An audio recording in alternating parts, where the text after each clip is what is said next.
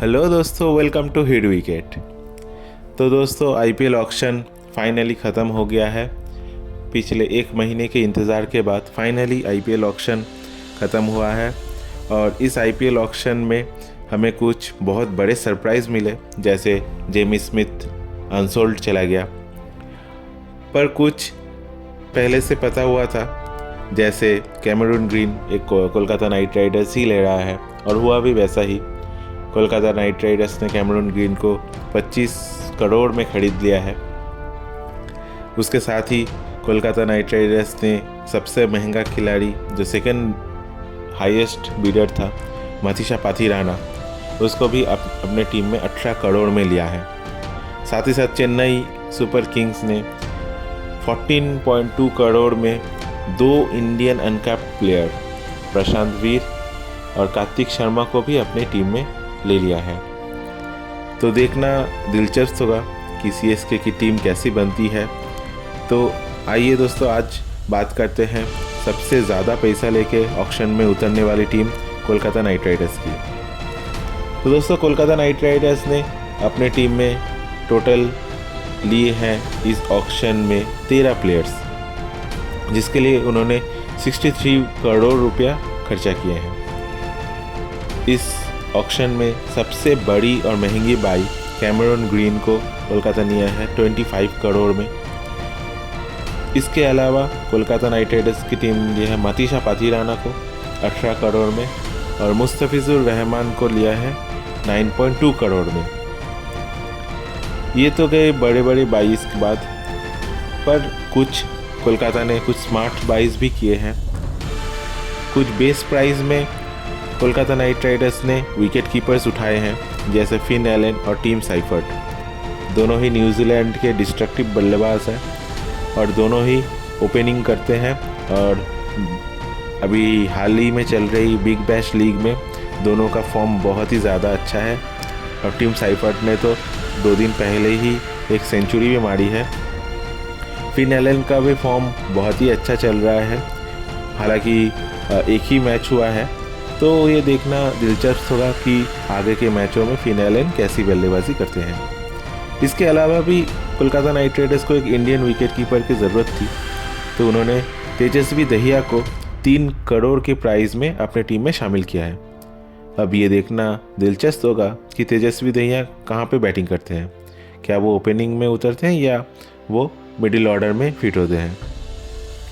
तेजस्वी दहिया के बारे में बात करें तो वो कुछ ही दिनों पहले हुए डीपीएल में बहुत ही शानदार फॉर्म में थे। बिग हिटिंग के लिए जाने जाते हैं और इनिंग्स को फिनिश करने के लिए एक परफेक्ट कैंडिडेट है कोलकाता नाइट राइडर्स के लिए। इसके साथ ही कोलकाता नाइट राइडर्स ने और एक इंटरेस्टिंग पिक किया है, वो है सार्थक रंजन का। मात्र 30 लाख रुपए में इस प्लेयर को कोलकाता नाइट राइडर्स ने अपने टीम में शामिल किया है। तो दोस्तों, ये भी दिल्ली प्रीमियर लीग से ही कोलकाता ने इसको चुना है। और तेजस्वी दहिया की तरह भी सार्थक रंजन भी एक बहुत ही बड़े हिट के लिए जाने जाते हैं। वो भी एक ओपनिंग बल्लेबाज है और अच्छी खासी पावर से हिट मारते हैं। स्ट्रेट डाउन द ग्राउंड खेलने में महारत है और कुछ केएल राहुल से भी उनका बैटिंग स्टाइल मैच करता है।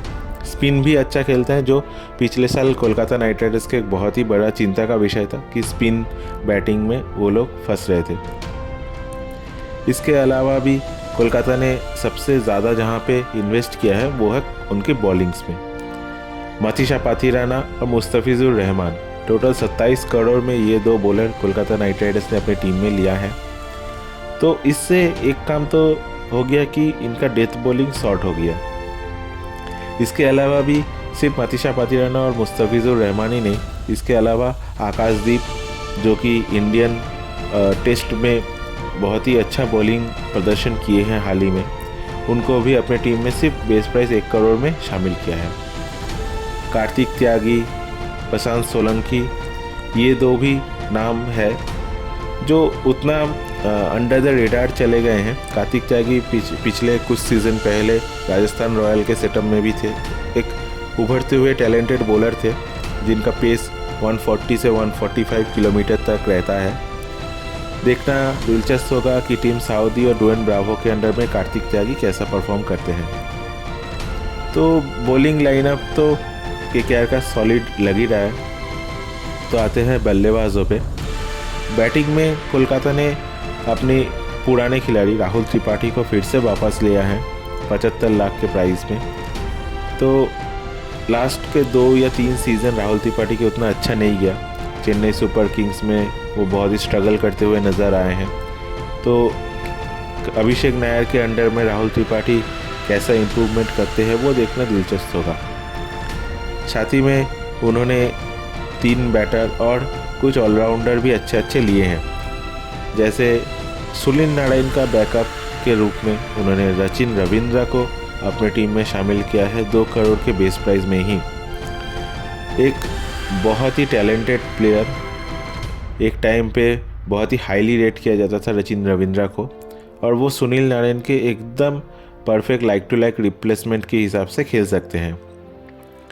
सुनील नारायण के जैसे ही स्पिन बॉलिंग का ऑप्शन भी देते हैं। हालांकि उतना सुनील नारायण के जैसा उनका इकोनॉमी रेट उतना शायद अच्छा नहीं होगा, पर वो टॉप ऑर्डर में बैटिंग भी दे सकते हैं और बॉलिंग भी 4 ओवर तो आपको अच्छे से दे ही सकते हैं। इसके अलावा भी रमनदीप सिंह, अनुकूल रॉय, सार्थक रंजन इनकी टीम में अच्छे से फिट हो सकते हैं किसी भी प्लेस में। तो दोस्तों आइए अब बनाते हैं इनकी प्लेइंग 11। तो देखते हैं इनकी प्लेइंग 11 अपकमिंग आईपीएल के हिसाब से कैसे फिट बैठता है। तो मेरे हिसाब से ओपनिंग करेंगे अजिंक्य रहाणे और उनके साथ ओपनिंग करने चाहिए फिन एलन। टिम साइफर्ट भी एक अच्छे ऑप्शन है, पर Finn Allen Kolkata night Riders के छोटे ग्राउंड ईडन गार्डन्स में बहुत ही अच्छा बैक हो सकता है, क्योंकि वो straight down the ground hit करना बहुत पसंद करते हैं, थ्रू द लाइन शॉट खेलते हैं और बड़ी छक्के मारने का काबिलियत रखते हैं। टिम साइफर्ट भी खराब ऑप्शन नहीं है, पर मैं तो फिन एलन के साथ ही स्टार्ट करूँगा। नंबर 3 पे आएगा अंकुरिश रघुवंशी। अगर फिन एलन जल्दी आउट हो जाते हैं तो मैं कैम ग्रीन को भी नंबर 3 पे भेज सकता हूँ, और अगर अजिंक्य रहाणे जल्दी आउट हो सकते हैं तो अंकुरिश रघुवंशी ही ऊपर में आना चाहिए।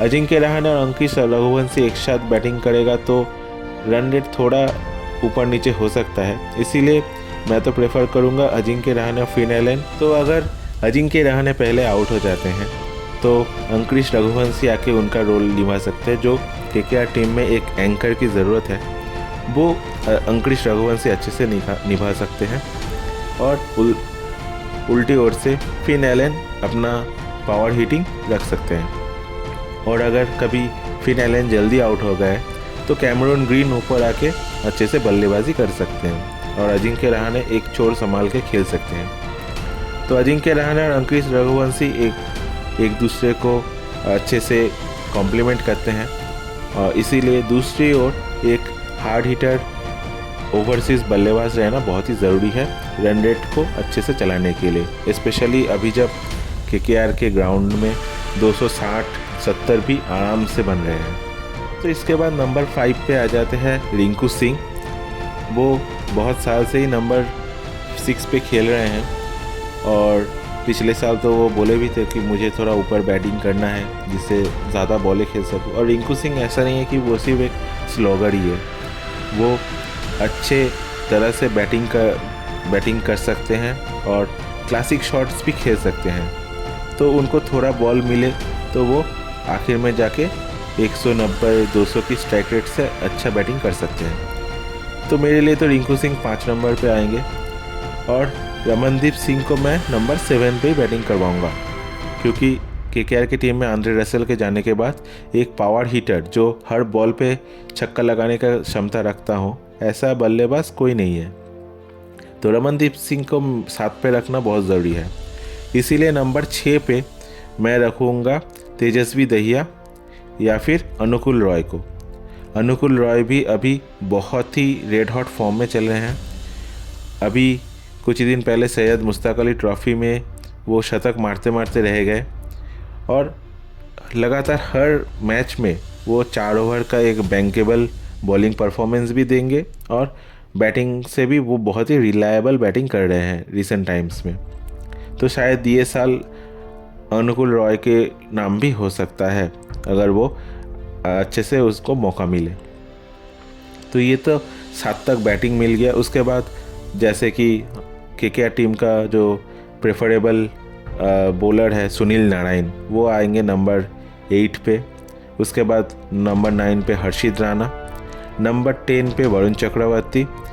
हर्षित राणा, वरुण चक्रवर्ती और सुनील नारायण तीनों में ही बड़े शॉट्स खेलने के काबिलियत है और कोई एक भी अगर 2 4 6 नंबर 8 9 10 पे मार दे तो टीम का रन बहुत ही अच्छा हो सकता है। उसके बाद नंबर 11 पे मुस्तफिजुर रहमान या माथिशा पाथिराना।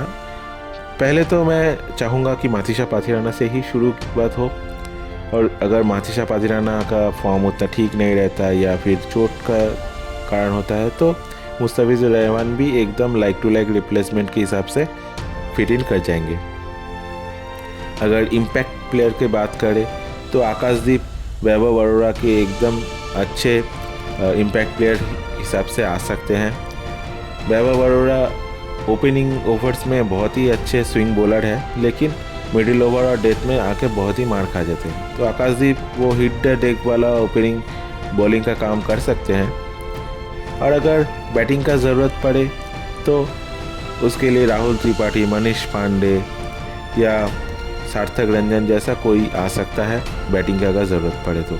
और बॉलिंग के लिए कार्तिक त्यागी, आकाशदीप, प्रशांत सोलंकी, वैभव अरोड़ा और उमरान मलिक को भी मत भूलिएगा। ये लोग किसी भी पिच पे 150 के स्पीड पे खेलना आसान नहीं होगा। तो आपके फेवरेट टीम के एनालिसिस के लिए जुड़े रहिए हमारे चैनल के साथ हिट विकेट पे। तो लाइक और सब्सक्राइब करना मत भूलिएगा और बेल बटन भी दबा दीजिएगा हमारे अपकमिंग वीडियोस के लिए। Thank you.